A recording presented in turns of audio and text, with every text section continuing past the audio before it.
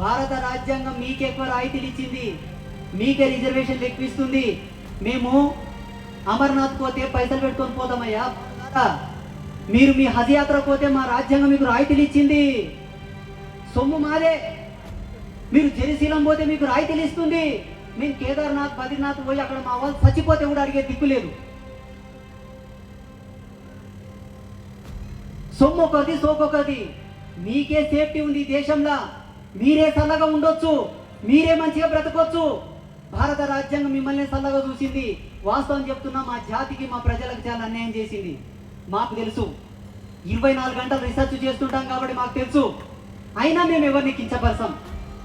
మీ ఎమ్మెల్యేలను తిట్టాం, మీ మంత్రులను తిట్టాం, మీ రాజకీయాన్ని తిట్టాం. మేము ఎవరిననం. మీరే గెలుకుతారు. పుట్టలో చేయి పెట్టి సీమని గెలికినట్ల ఎందుకు గెలుకుతారు? సరే గెలికినరా, అయిపోయింది, గతం. ఈరోజు పేరు ఎంత? హరీశ్వర్ రెడ్డి